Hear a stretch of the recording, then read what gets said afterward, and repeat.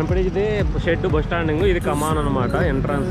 నడుచుకుంటూ వెళ్తున్నారు, దగ్గరే ఉంది. 35 రూపీస్ తీసుకుంటున్నారు. దాన్ని కూడా మనము అభిషేకంగా చేసుకొని ఇది కొంచెం పోయొచ్చు అనమాట. మార్నింగ్ మళ్ళీ దర్శనానికి వచ్చారు, ఎలా అనిపిస్తుంది ఇప్పుడు మార్నింగ్ మళ్ళీ వ్యూ? ఉండదు, పైన దేవుని పెడతారు అనమాట. నాసిక్లో సిబిఎస్ బస్ స్టాండింగ్ దగ్గరలో మేము హోటల్ తీసుకున్నాం అనమాట. ఆ హోటల్ ఇక్కడే ఉందన్నమాట. అక్కడి నుంచి నడుచుకుంటూ వెళ్ళి మనం బస్ స్టాండ్కి వెళ్ళిపోవచ్చు. మార్నింగ్ మేము బయలుదేరుతున్నాం అన్నమాట. 6 కల్లా బయలుదేరేసి త్రయంబకేశ్వరం వెళ్తున్నాము. నాసిక్ నుంచి 40 కిలోమీటర్ ఉంటుంది. ఇక్కడ నుంచి ఆర్టీసీ బస్సులు కూడా ఫెసిలిటీస్ ఉన్నాయి. తొందరపడి ట్యాక్సీలు కానీ ఆటోలు కానీ బుక్ చేసే అవసరం లేదు. ఆర్టీసీ బస్సులో వెళ్ళొచ్చు. 35 రూపాయలు తీసుకుంటారన్నమాట ఎక్కడికి, ఒక్కొక్కరికి. మార్నింగ్ అన్నమాట. ఇప్పుడే ట్రాఫిక్ మెల్లిగా స్టార్ట్ అవుతూ ఉన్నది. 8-9 కల్లా ఫుల్ హెవీ ట్రాఫిక్ అనమాట. అక్కడ అటు ఇటు కదాలని ట్రాఫిక్, జనాలందరూ ఒక క్రౌడ్ అయిపోతుంది. నిన్న చూసాము ఆ క్రౌడ్ అంతా. హాయ్ మాల్ది, ఎక్కడ బయలుదేరుతున్నావు నువ్వు? మనం ఆల్రెడీ నిన్న దర్శనం చేసుకొని వచ్చాము త్రయంబకేశ్వరం. మళ్ళీ ఈరోజు ఇంకోసారి దర్శనం చేసుకోవడానికి త్రయంబకేశ్వరం వెళ్తున్నాం. ఇది కొత్త బస్ స్టాండ్ అనమాట. అంతకుముందు లేదంట, ఇది మధ్యలో కొత్తగా కట్టారు. అయితే పెద్ద బస్ స్టాండ్, చాలా పెద్దది. ఇక్కడ నుంచే కొల్హాపూర్ చాలా ప్లేసెస్కి కనెక్టింగ్ బస్సులు కూడా వస్తాయి. త్రయంబకేశ్వరం వెళ్ళే బస్సులు ఇక్కడ ఈ స్టాప్లో అవుతాయి అన్నమాట. అంటే సేమ్ బస్ స్టాండింగ్ అన్నమాట. బస్ స్టాండ్ నుంచి పక్కగా మనం రావాలన్నమాట. ఒకే ఏరియాలో ఉంటుంది. ఎలక్ట్రిక్ బస్ అన్నమాట. నాసిక్ నుంచి త్రయంబకేశ్వరం వెళ్తాం.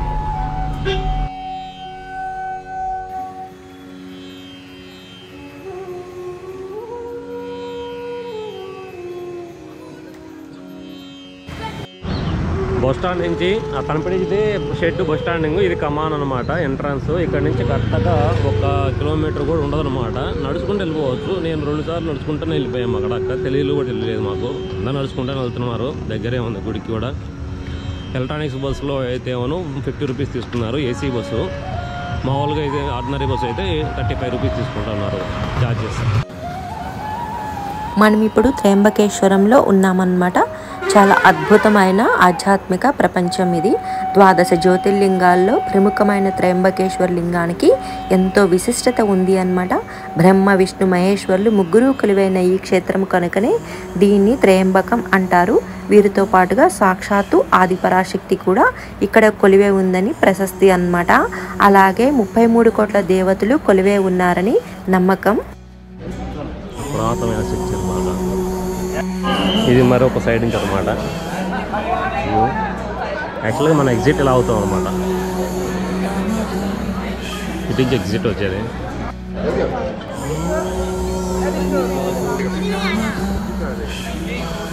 మార్నింగ్ మళ్ళీ దర్శనానికి వచ్చారు, ఎలా అనిపిస్తుంది ఇప్పుడు మార్నింగ్ మళ్ళీ వ్యూ? మార్నింగ్ మనకి ఒరిజినల్ దర్శనం అవుతుంది. నైట్ మనకి ఒరిజినల్గా ఉండదు, పైన దేవుని పెడతారు అనమాట. ఇప్పుడు మనకి ఒరిజినల్ దర్శనం అయితే అయింది.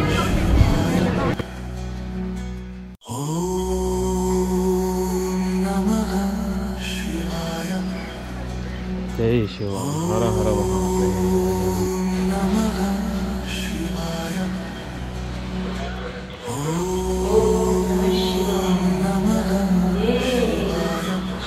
ఇది గాయత్రి మాత టెంపుల్ అన్నమాట. చిన్న టెంపుల్. గుళ్ళో నుంచి బయటకు వచ్చేటప్పుడు ఇది మార్గంలో ఉంటుంది.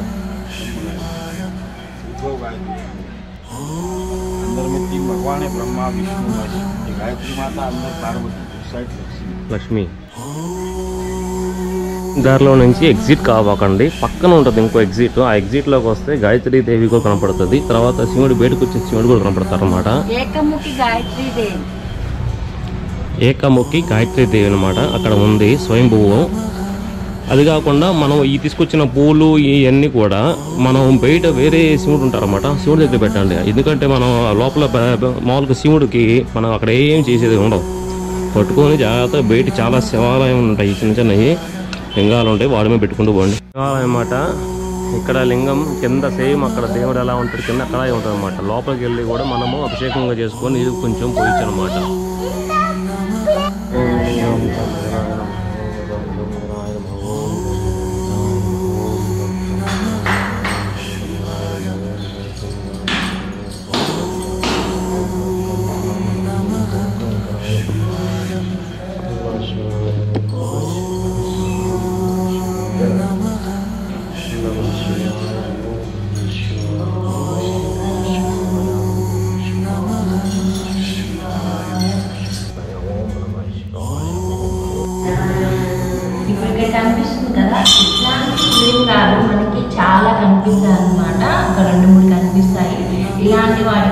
చక్కగా అభిషేకం చేసుకోవచ్చు. ఇక్కడ చక్కగా ప్రశాంతంగా కూర్చొని నమస్కారం చేసుకోవచ్చు. గుళ్ళో మనకి ఏమి పెట్టడానికి అవ్వదు, చూసారు కదా. ఇట్లా బిల్వ పత్రాలు ఇవన్నీ మనం ఇక్కడ సమర్పించుకోవచ్చు అనమాట. నిజంగా శివయ్య చాలా అంటే చాలా చక్కగా ఉన్నాడు. మనస్ఫూర్తిగా నమస్కారం చేసుకోవచ్చు.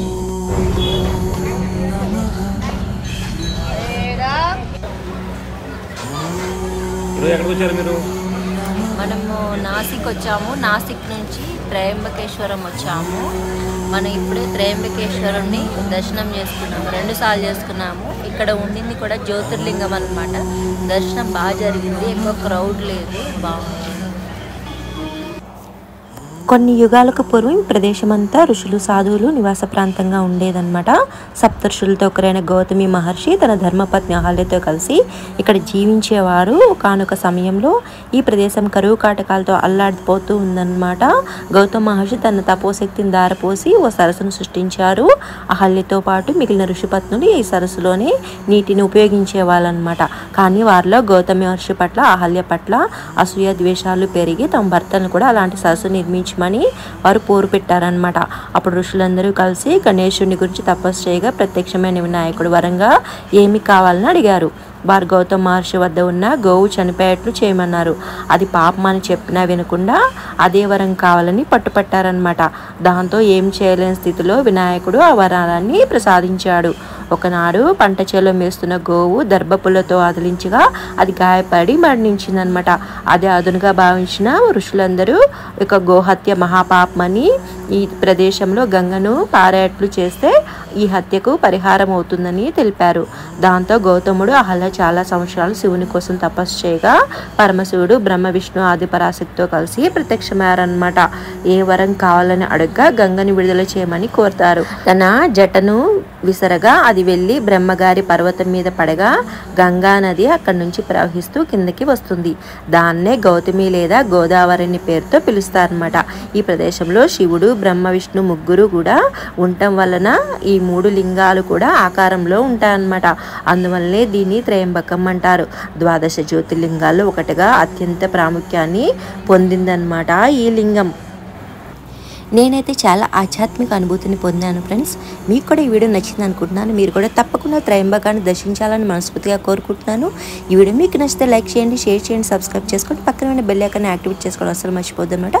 మరో మంచి వీడియోతో మీ ముందుకు వచ్చేస్తాను. మీ వెల్లింకి బ్లాగ్స్ చూస్తూనే ఉన్నాయి. మీ మాల్తీ బాబు. Bye friends.